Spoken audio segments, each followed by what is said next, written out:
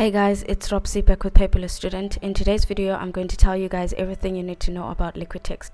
Apologies for not uploading last Saturday. I was preparing for an exam that I had on Monday this week, and so that's why I was not able to do a video for you last week. If you're new to my channel, welcome. Don't forget to subscribe for new videos every Saturday, and make sure that you turn on your notifications so you get to know each time I release a new video. In my previous video, I seem to have caused a bit of confusion. I had a couple of people asking me if I'm still using Notability, and the answer is yes. I use Notability every day. LiquidText is my studying application when I don't have enough time to make comprehensible notes in Notability. The mind maps I create in LiquidText are just rough notes that I then translate into study notes when I get time to do it, because I have very demanding subjects this semester and they have a lot of work that I need to go through in a very short space of time. So I figured after a week or two that I won't be able to keep on writing notes, and because of this I decided to use LiquidText as my main studying application, because I need to write stuff down and jot things down when I'm studying. Notability still remains my main note-taking application, and I also use Not Always sometimes, because there's some classes where I write my rough notes in Notability, especially if the teacher has a lot of information to say and I can't keep up with writing. I use Notability to take rough notes in class and during lectures. Then I'll have to write the proper notes in Not Always. So let me not waste much more time, and let's just get right into today's video. When you open up the app for the first time, it takes you to this home page that has two columns. We'll go through the left column first, and then we'll go through the right, and we'll finally talk about the toolbar at the top of the application. At the very top of the right column, it is written Add Document. This is not a functional icon. It's just there to direct us on what we can do with the icons on the right column. So we can import files, and this takes you to the Files application where you can get your files from there. Most of my files are in File Manager Pro, so that is why this is normally the window that pops up every time I use this option. I can always change it to import files from Drive, from PDF Expert, and Dropbox, etc. Any application that is supported by the Files Manager. So we can also import a web page. This has been very useful for me personally, especially when there are articles online that I want to study offline on my iPad. All I have to do is to just select the article and I import it into the application. It will convert it to a PDF file and open it in a new working space. And the way it does this is the same way that iBooks does. So once your PDF file has been downloaded and you've saved it on your iPad, you'll work on it just like you would any other PDF file. You can also import a document from Pictures, which you can add from Photo Library or from your file browser. If you select File Browser, it will take you to your File Manager, and once you add a picture, it will convert it to PDF, and then you can annotate it. Something to note about this application is that whatever document you're going to be opening, whether it's a PowerPoint, a Word document, or Excel spreadsheet, this application will first convert it to PDF first before you can work on it. Any file that you're going to be opening in this application will be converted to PDF first before you can work on it, and this conversion happens offline, so that's great. You don't need an internet connection for your conversion to work, which is something that's really useful for me. So on the right column, you have all your files in this application. They can be individual files or in folders. When you're importing files into the application or exporting files from another application into LiquidText, the file that you add will go into the folder that you have open. So for example, the files I just added so far in this video have been added to the main folder, because I don't really have a specific folder that I have open, but if I was to open one of these folders, it will start adding all those imports into the folder that I have open automatically, which works great, and I find that it saves time, especially if you have a lot of files that you need to be importing into the file. At the top of the page, there's a column that allows you to edit your files. When you select it, all your files get highlighted, and you can select files that you want to edit. There is not much you can do to edit folders though, so I'll just deselect that. If you want to rename a file or folder, you can just tap on the X icon on the far left corner. It will erase the current name and you can rename the file. You can also just simply tap on the name in case you want to keep the name but you want to modify it a little bit. This is an option that you can use if you don't want to completely rename your file or your folder. So selecting your file allows you to export your notes to cloud services via the Files app. LiquidText therefore supports all cloud services that are supported by your Files app, which is okay, and it's actually good. This is one application that has integrated the Files app on a whole new level. I don't know any application that has done this yet, so I guess that's a good thing. You can send your file via email. I don't have any email set up, so that doesn't apply to me. Then you can also send to other applications, and you can send your PDF to many different applications that are supported by this application. You can choose to delete a file, in which case you'll be asked if you really want to delete the file permanently, because there is no going back once you delete a file. If you're sure this is the path you've chosen, then you can go ahead and tap delete, and your file is lost forever. It's really bad that this application doesn't have a recovery option for your files, just in case you accidentally delete something. Let's hope that it's something that they'll add in the next upgrades that they'll be doing. You can also move your files to a different folder. Just tap on move to and select the folder you want to move it to, and simply tap move file at the bottom of the pop-up window. When you finish with your editing, you can simply tap done and the editing options will disappear. You can choose how your files are organized, by name or by date. I use the naming system, which organizes my notes in alphabetic order, and it makes it easier for me to find them, because for this application the topics are more important to me than the date when I created them. So that's why I mostly use that option. So you can search a word, it will show you all the files in your notes that have that word. It does this in like a millisecond, which is quite impressive. The 3 dots give you some options where you can chat with the team. You also have settings. The first tab is the About tab, tells you everything, all the geeky stuff about LiquidText. So they have a customer version and an enterprise version. I'm really curious to know what's the difference. And thing is, they both cost the same. So I don't really know if I'm going to go for the enterprise version, especially because I can't figure out how it's different from the consumer one. So I don't know. I'll probably try that when I've completely run out of new applications to try out. I've been tempted, but I've decided to do the mature thing and not purchase the enterprise version, because honestly, I don't need it. Next up, we have general settings. You can turn on citations in your extracts, and you can also promote them in your emails. I have both turned on because it really doesn't harm you, so why not? So the promotions for your emails, if you're going to be sending emails from this application, then it will just tell whoever you're sending to that these notes were created, or this PDF is being sent to you from LiquidText, which is okay. So under purchases, you can restore your purchases, and you can use a promotional code in upgrading the application from the free version to the full version. You also have tips and tutorials. If you're finding the application difficult to use, these can be quite helpful. Then you have your cache and your temporary files as well, and you can just clear it all up. I don't really tamper with those. You have the option to send usage data. I have issues with anyone trying to collect information from me, especially if I have paid my dues. So no, they are not getting any information from me, which is why mine is turned off. But if you're those really open-minded people and you like to help them improve their application, then why not?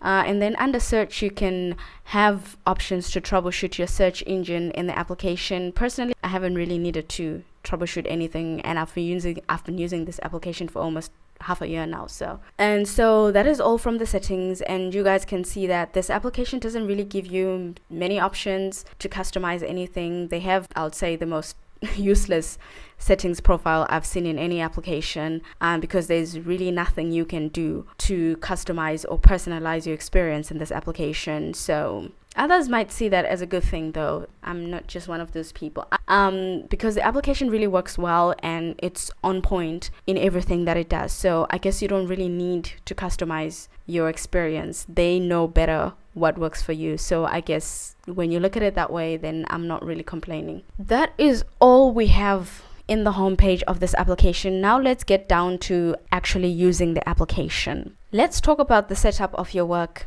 of your workspace first before we get into what you can do in this application. But if you really want to get a full picture of what you can really do in this application, I did a video. My previous video on this application was how I use this application personally for taking my study notes and creating my mind maps. So this video is not going to cover that because that's more how to use the application. This is a full review of what the application can do for you. So I'm not really going to be showing you what the application does. I'm just going to show you what the application is and what it can do for you. So if you really want to see how this application works, I will suggest that you watch the video that I did before, and I'm sure you'll find that more helpful. Your workspace has two columns. You have your PDF and your Canvas. So your PDF is on the left column and your Canvas is on the right column. So LiquidText had split viewing way before Apple even thought about it, which is really cool.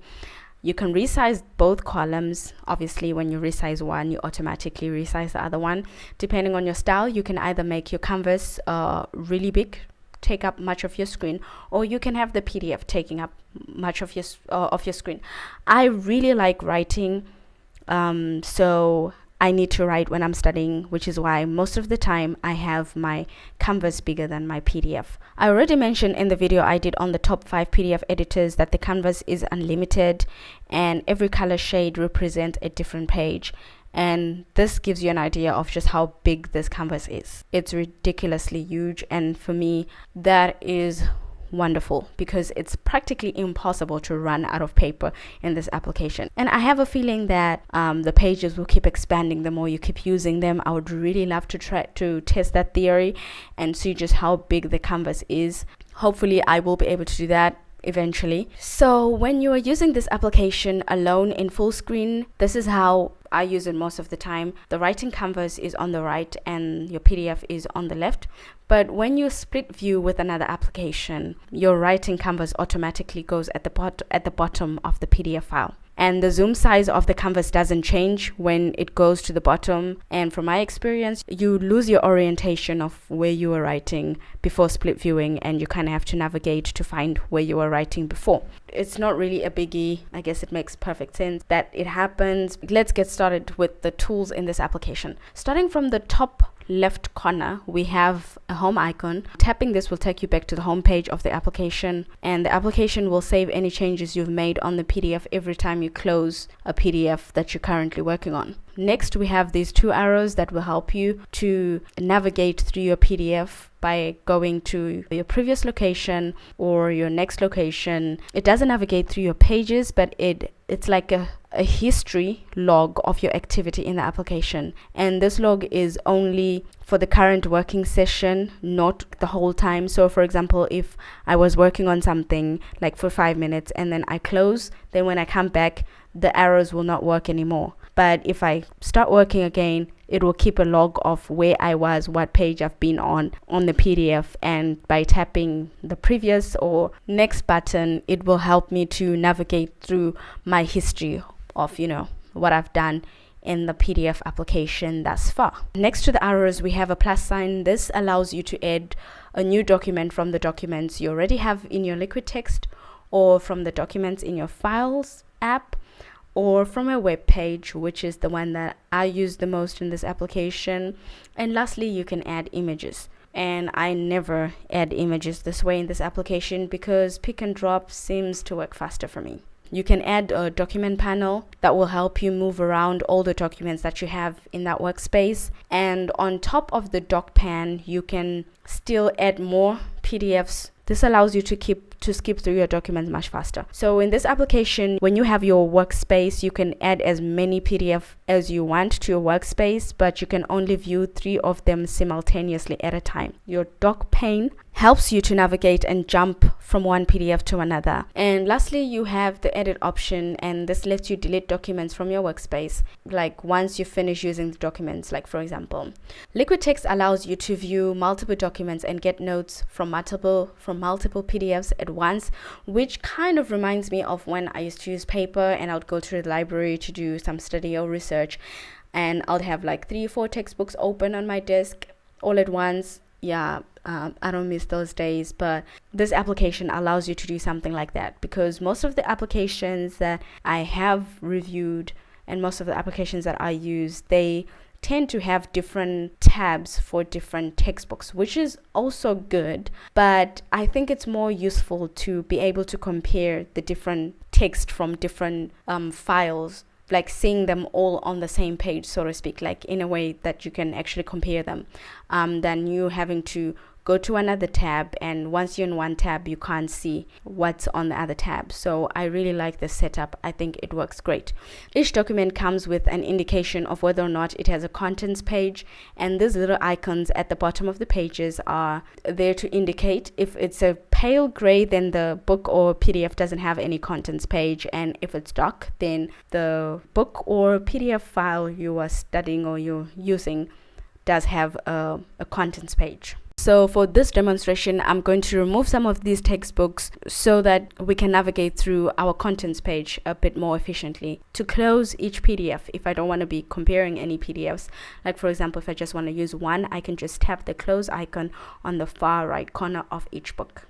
So here's a clearer picture of the contents page. It looks quite sophisticated, doesn't it? Something about those alternating bar screens. I've got my life figured out, you know? The navigation doesn't really work any special way besides its awesome appearance. It's just a navigation, and it works just like any other navigation in any other PDF editor. But I suppose the fact that it's, you know, it looks so beautiful and sophisticated, it kind of gives it a few points, I suppose.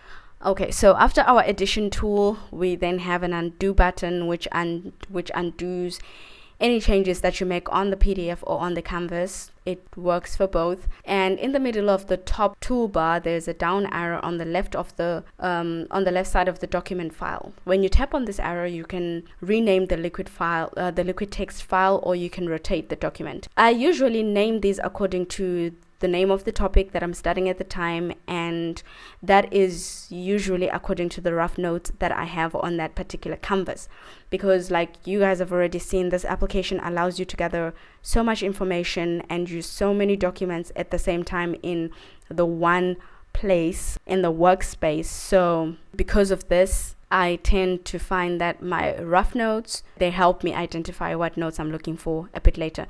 So I'll demonstrate what I mean. So I have a topic that I needed to study, and for that topic I collected a lot of textbooks and a lot of information, like a lot of PDF files and notes and all that stuff.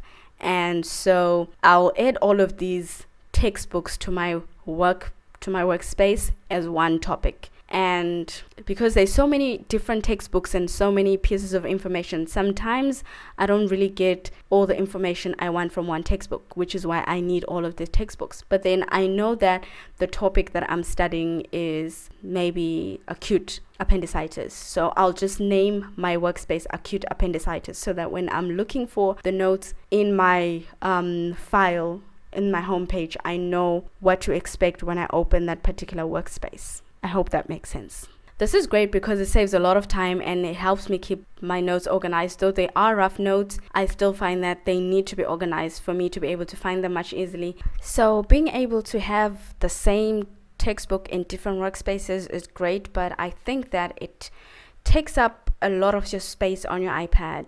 And that's something that I'll have to look out for. Because of that, I guess that's the only disadvantage you'd have to duplicating and having the same document in all of these different places. I suppose that's not such a good thing. But it's working for me so far. I have enough space on my iPad, so I'm not really worried about space, but it's something that you would want to think about if you don't really have much space. And anyway, after I'm done with the topics and the subject, I will delete all of this information once I have my notes, which I will do as soon as possible. Then we have the highlight view icon. When you tap it, it highlights the documents like this.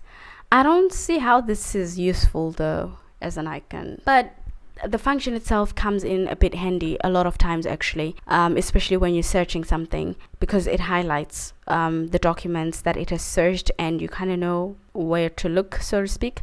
But besides that, I don't actually see how the icon itself is useful. The search tool in this application is a bit of a pain if you're going to try to search through all your documents. Like the application allows you to go to view, 3 documents at the same time to compare the notes, but it doesn't allow you to search through the 3 documents. So if you have 3 documents, it will search all of the documents in your file, in your workspace. It can do that, but you can only navigate one document at a time, which makes sense, I suppose. So I will close the other 2 documents and just search the one document, so you guys see how the search function works in this application, because the navigation system only works for one document at a time. Okay, so when you search a word, you can see from the navigation bar, the little navigation bar on the left here, that shows you where on the document you are. This little section, when you're searching a word, it will show you how many words it's found and where it's found the words. So it just gives you a rough idea of how much the book talks about the particular word you're looking for, or if you're looking for a particular sentence. I tend to search through actual full sentences or phrases of words, especially to find notes. Like if I'm looking for a topic, I can just look for the specific topic, like complications of acute appendicitis, and I can find it because it can search through full phrases, and it's really good. The search engine in this application works great. So once you've searched, the application pops a search toolbar where you can navigate through the documents to see the previous word or the page with your search term. So the yellow highlighted word is the term you're currently on your navigation. The red ones are all the terms that the application has found during its search. So under the more icon, you can select to just search the visible documents. The visible documents will be the documents you have on your screen at that time, or you can search all the documents in that file, in that workspace. You can choose to select all the documents, and when you do that, you have the doc pane pop up on the left, and you can use that to choose what document you want to search through, and the navigation bar on the top will search through that document. And it's really quite handy. And when you don't want to waste time going through all the different words individually, you can just pinch all the search words together, so you can see all the different way you can find that phrase or that word throughout the document. That way you don't waste time navigating through each page, and when you find what you're looking for, you can just zoom out on that page. So you can also just pinch pages together, even if you're not actually studying anything. Like when you have information in one book but on different pages, you can pinch them together so you can compare them. So this pinching tool is very useful. The question mark icon is a quick help tool that will demonstrate how to use the application when you're stuck, and then you have the option to share your documents and your notes. So you can send the LiquidText file. This sends all the notes and documents in that file, but the file you send can only be opened in LiquidText. This is a perfect option if you want to back up your notes. For example, you can also save your notes in cloud service. You can send an email or open in another application. For this type of file, you can't open it in another application, so it's really pointless trying to.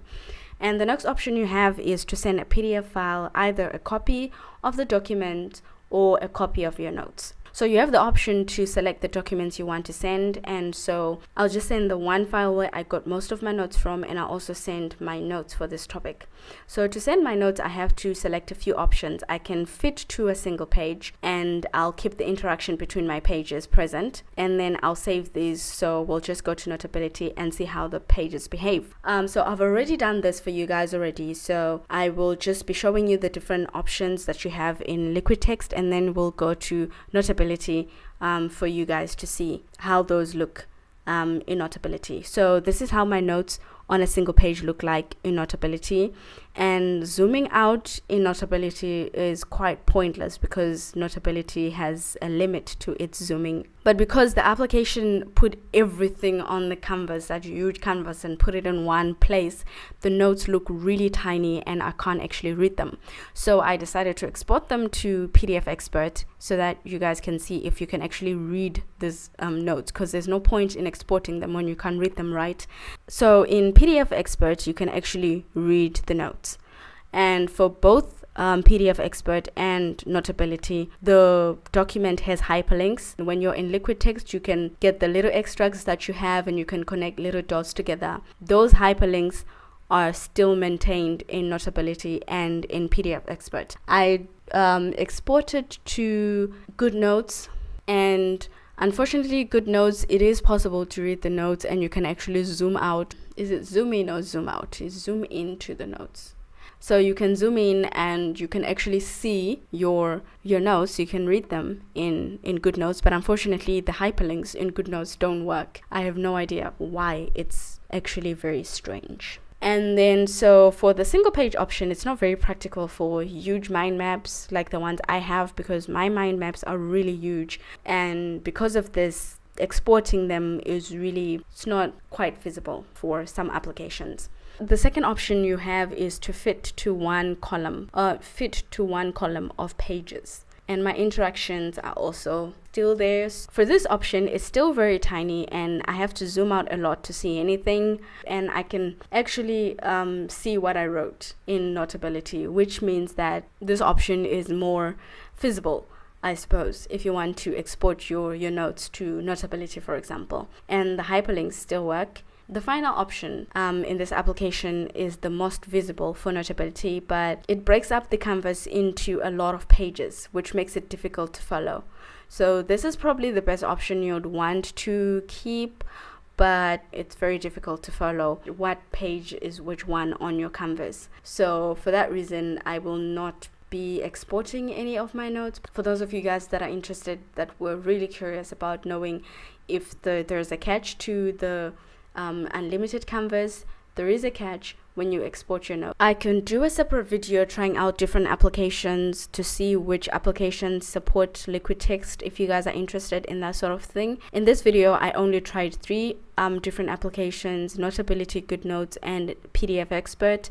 And GoodNotes is the only one that couldn't support the hyperlinks, which is very strange. Maybe it's a little bug, I don't know. I will have to do further investigations to find out, but it's really strange that GoodNotes didn't support the hyperlinks. And for those of you guys that are interested in creating hyperlinks in your notes and your study notes and stuff like that, this might actually be an application for you, because the writing, annotating in this application is really good. So you can actually use this as your primary note-taking application. It's actually possible to do that. It's just I'm not doing it because it's not how I work. So lastly, you can export your note outlines.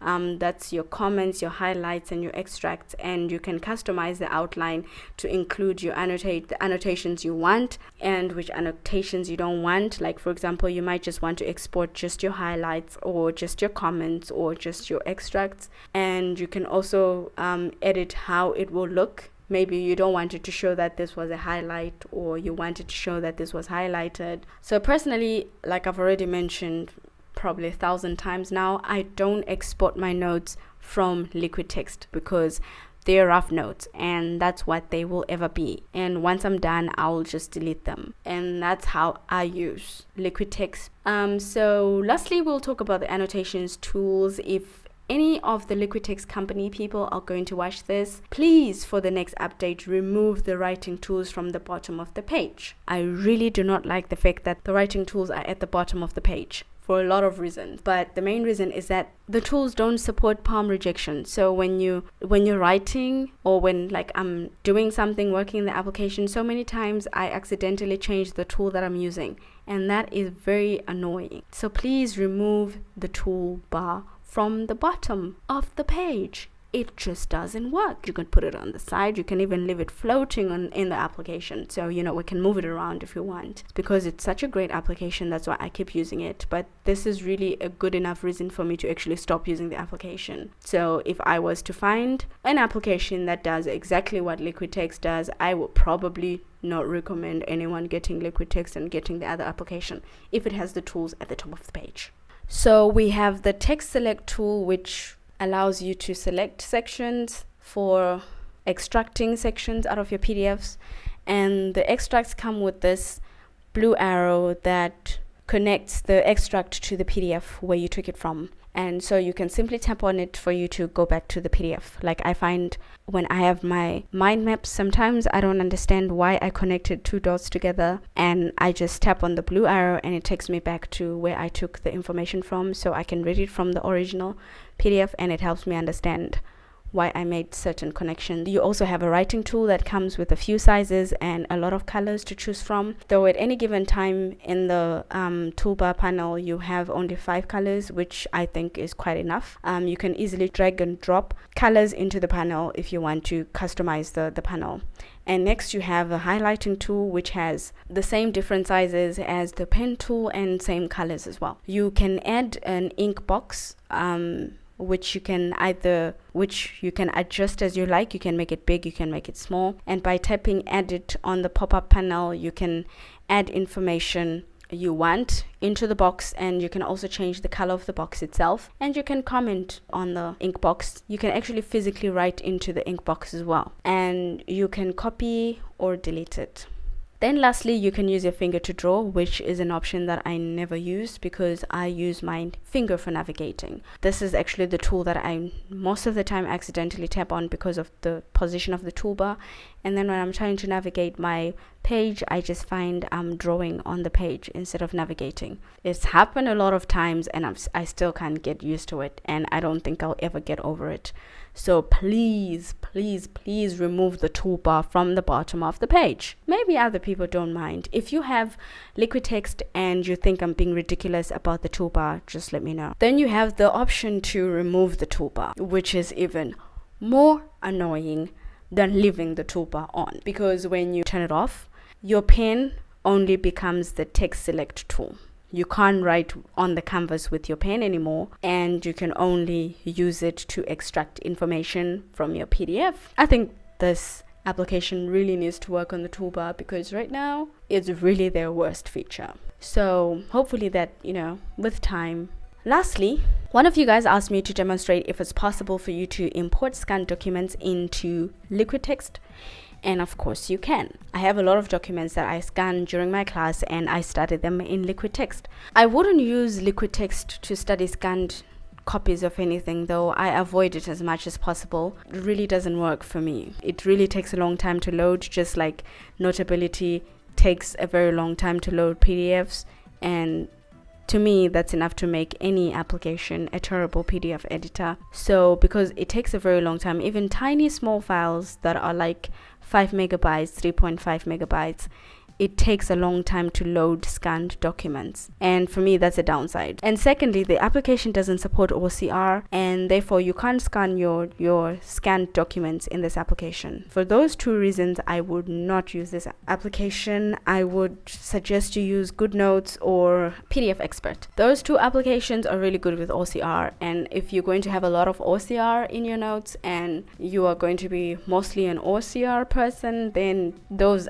other applications are better for that than this application is. Thank you guys for watching this video. I hope you guys enjoyed it. Give it a thumbs up if you liked it, and subscribe if you're new to my channel. So until next time, I will see you guys in the next video. Bye.